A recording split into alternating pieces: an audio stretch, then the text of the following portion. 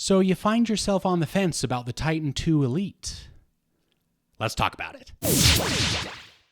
Hello, my friends. My name is Jake, and welcome to Returning Retro, where we talk about some retro tech, some vintage tech, but above all else, intentional technology. Now, I know it's been a while. I apologize. I've had a lot of crazy changes come in my life, but I definitely have heard you. I heard you, and we're going to talk about the Titan II Elite today. Boy, what a time it is to be alive in 2026 with all of these physical keyboard phones that are coming out or have come out. I love it. I'm here for it. As you retroverts know, I'm a huge proponent of physical keyboard phones, whether it was the Clixel, whether it was minimal phones, some of these other ones that you guys have seen on the channel. But the Titan II Elite is a very interesting device. So let's jump over to the tabletop. I'll give you a very quick, and I apologize, I'm going to talk fast because there's a lot to go over, but I don't want this to get too long. And then we'll come back here for some final thoughts. So let's jump right in. Physical tour of the device. If you go around the bottom here, you've got your USB Type-C. Over here on the other side, you've got the multifunction key. You've got the power button fingerprint scanner. You've got what I believe to be a microphone right here. Over on the top, you've got an IR blaster. You've got the single mono speaker. On the other side here, you can see you've got your volume rocker and then your hybrid SIM tray, which means it's got a nano SIM as well as a slot for a micro SD card. Naturally, you've got the keyboard. Around back, you've got a whole lot of nothing. You've got your camera array with your LED flash. It looks like that's the location of the NFC chip.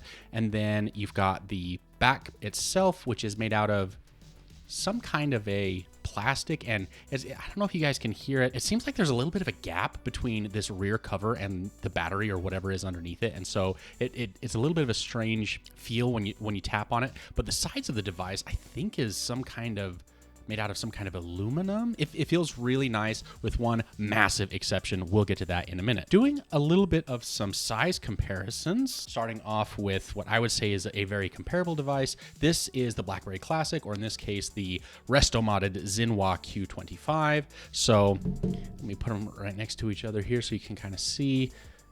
Okay, moving on. Next, we've got the QWERTY dumb phone, and that is the key phone. You can see here, very different in size. It's taller and skinnier. Key phone is significantly thicker, but it actually feels thinner due to the fact that you've got these bevels, these chamfers on the edges here. Personal favorite of mine, side phone. Guess we can take the case off. A very interesting device, the EcoMind 1. And naturally, that is with the snap-in keyboard case. And then last but not least, and I did do a short with a little bit longer comparison, I have a 3D print of the forthcoming Clix communicator. So going into the device itself, the screen is actually very, very nice to use. I have had no complaints with the screen whatsoever. If we go into the settings, I did want to show you guys, having gone through and used this for several weeks in a row, refresh rate, it does actually let you choose between 60, 90, 120, or auto select. So if you want to go for more of the battery life, put it on 60, middle of the road 90, or just super, super nice display all the time 120. I left it on auto select, and I actually found that it works quite well. Now, the keyboard itself is capacitive, meaning it has touch input detection. And so with that, if you go here to your control panel, right here, you have what I believe is called scroll assist. Yes. So if we go into those settings, you can see not only can you turn it on or off, but you can choose which profile is active on a per app basis, which I will say is pretty nice. I don't use it all the time, and when I do, I pretty much exclusively use sliding mode, which is going to be your scroll mode, as you can see here, up and down. Using it in, I'll show you here as an example, Brave, let's go to mouse mode 1. And from here, if I use the one side, you can see the mouse cursor, and then you have to tap with the other side, and that will engage it. And then that same other side you would use for scrolling. So here, seems like it works pretty well.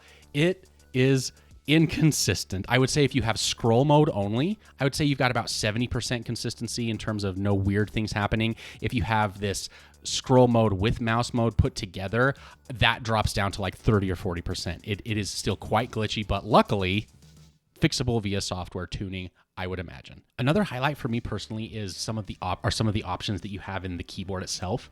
So if we go back into settings, I'm gonna try and do this without wiggling it as much as I can. We go down to shortcut keys. It actually lets you remap pretty much all of the different keys on the bottom row here, including the side key. So you can just leave it as default. I've actually gone in and moved them all around. You've got your function key over here.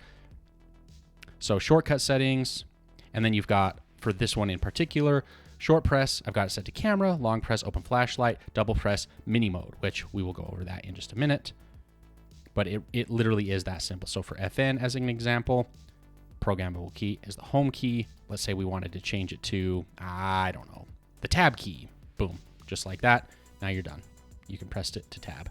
Mini mode is an interesting inclusion. So I noticed it's set here in the control panel. I have it mapped to my hotkey there, but if you turn on mini mode, basically what it does is it changes the resolution of the device. So if we go into something like Instagram, you can see here it shows pretty much the entire frame of the post as compared to, let's do a little double tap.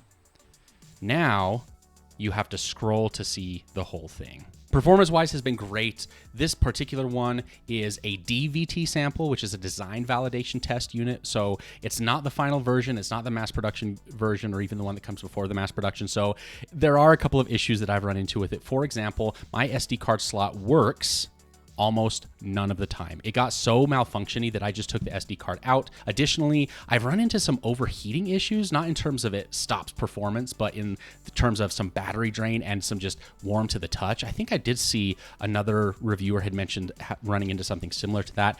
I imagine that will probably be worked, or probably could be worked out with some software tuning as well as in the final production version. I've seen reported by some of the other people that had the test units, the spacebar does require more push force to actuate than any of the other keys. So this is something, as you guys may remember from my Titan 2 review, I ran into and it drove me nuts. It is not as pronounced on this one, but it is still here. The screen, I mentioned already, I haven't had any issues with the screen. It's worked great. It's really, really responsive. It's really nice. As well as the chipset in this one, I believe it's the Dimensity 7400. It's been perfectly fine for my use cases. I haven't run into any issues whatsoever in terms of it not being able to do any type of processing that I needed it to do. Battery life. So battery life has been pretty good. I have no complaints on it. If I'm in Jake mode, which consists of phone, messages, a single premium messaging app, and then one audio app, whether it's Spotify or an ebook app or an audiobook app or something, I would be getting consistently 2.5 to 3 days of battery life. If I was in what I would call normal mode, which is pretty much what I've got now, I've got a few different apps on here, it was getting about a day and a half or so, and I don't use it a ton even when I do have all my apps on there, so pretty moderate use. So I would say it's a full day device for sure, even if you're using it relatively heavily, but you could easily push it to a day and a half, 2 days if it's moderately, or like I mentioned in Jake mode, 2.5, 3 days, and I could probably even push it further out if I wanted to. The IR blaster on top works great. I actually am one of the few people I think out there that does use this because I have kids and the remotes find themselves disappearing all the time. But I do not prefer it to a headphone jack. Oh my goodness, I wish this had a headphone jack. It would make it for such a better use experience for me. Additionally, I just have to tell you guys, these edges are sharp. And the fact that they're made out of aluminum or whatever metal that they are, I don't know if it's aluminum, magnesium, something like that, you feel it. Additionally, on top of that, the fact that there is relatively no chin here on the bottom, you have to hold the device relatively high up to get a comfortable typing experience. So when you combine that with all of these surface areas touching your skin, it just hurts after a little while. The cameras, I think, are fine. I'll throw a couple of pictures in here of the rear-facing and the front-facing camera. I wouldn't say they're flagship level, but they're also better than some of the devices that I've had in the channel before. No complaints there. The single speaker, this is an area that I've seen some people reporting on a general lack of satisfaction with it. I would say I'm probably in that camp more than not. It doesn't get super loud and it doesn't have a ton of range. I mean, if you were trying to do like a speakerphone call outside, I think it would be insufficient. It doesn't get loud enough to cover your bases in that way. And it's just a single speaker, so it's not like you have any kind of a stereo setup. Another thing I wanted to touch on just very briefly is the power button fingerprint scanner. I just do not like how low down it is. I mean, I would consistently, just with my palm grabbing the device, it would be trying to like read my fingerprint, and several times I would try to just actuate it and miss it because of how low down it is. I would have preferred it to be much higher up or even up on the top of the device, and it's annoying enough for me personally. Again, sample size of 1, this is me personally, but I just disabled it and I used the face unlock instead. And it works fine. The face unlock, I don't have any complaints. I haven't had any issues with it whatsoever, but that fingerprint scanner, yeah, a little bit of a strange placement there. But then again, that was the same issue that I ran into with the similarly placed one on the EcoMind 1 before the snap-in case arrived. Now that it kind of sits in there a little bit lower because of the case, I don't have that issue. Some of the issues can be fixed with a case. I think getting a little bit more chin, getting a little bit more rounded corners, having a little bit of separation between your finger, or in my case, my palm, and that device for the misreads every time I touch the device. I think that will hopefully help a lot. The device is not Google Play Protect certified. So if we go into the Play Store here really quickly, let's go home, let's go up here, let's go down to settings, let's go down to about, and you can see here, Play Protect certification device is not certified. So what that means is you cannot use Tap to Pay. I've tried it, it doesn't work. Luckily, this is something that can be fixed via an update, an OTA that can be pushed out by Unihertz. Fingers crossed that they will make good on their promise of prompt and functional updates this time around. As many of you know, if you've been following Unihertz, they have a horrible track record for continuing support of their devices in terms of software updates, but they have made some big promises about that changing. Now let's talk about the keyboard itself. So it comes with an IME, an input method editor called Kika. And I didn't really care for it much. So let's jump over somewhere. So I've gone in and put in the Pastiera. I think that's how they say it, not totally sure. And it definitely makes for a much better typing experience on this device.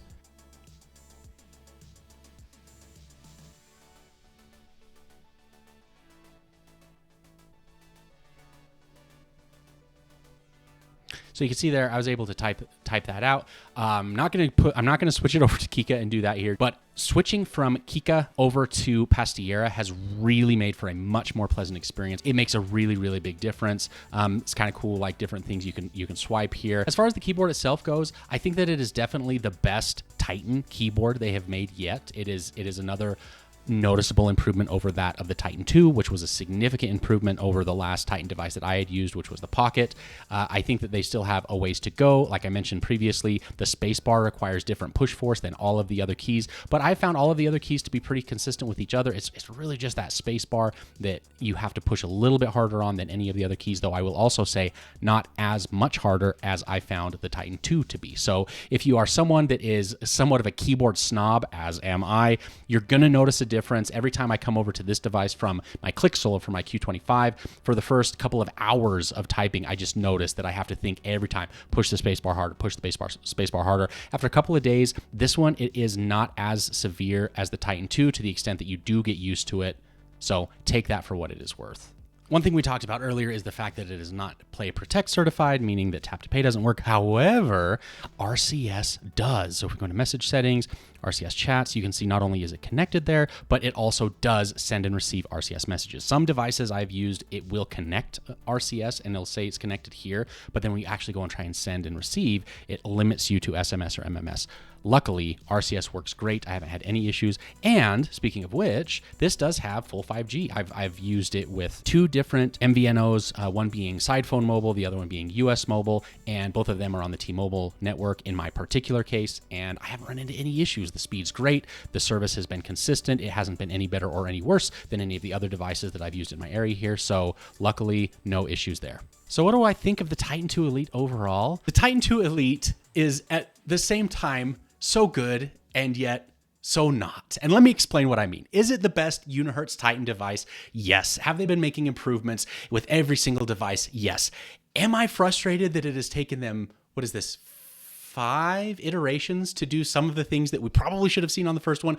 Also, yes. They do have a documented track record of two things that are an issue for me: customer support and almost non-existent software updates. Now, I know they've claimed that this is going to change going forward, and I hope so much that it does. As a physical keyboard device, using my entire personal experience from the BlackBerry Pearl 8100 all the way up through to today, I would put the Titan 2 Elite in a average, a mediocre physical keyboard device category. So the purely hypothetical, Jake, but now that you've spent, what has it been, several weeks with the Titan 2 Elite, are you going to keep using it? Is it going to kick one of the other devices out of your cycle? I could see it potentially being a great secondary device. I just find myself either reaching for my Clixel or for my Q25 over the Titan 2 Elite. So take that for what it's worth. Huge grains of salt. Again, I think it's a great iterative improvement over the Titan 2. Loads better than my experience with the two different Titan Pocket units that I had. Definitely the best Titan device so far. So stick around. We're going to be covering more of these devices as time goes on. I'm really excited for all of the things in the world of the physical keyboard phone going into 2026 and beyond. Thanks so much for being here. We'll see you in the next one.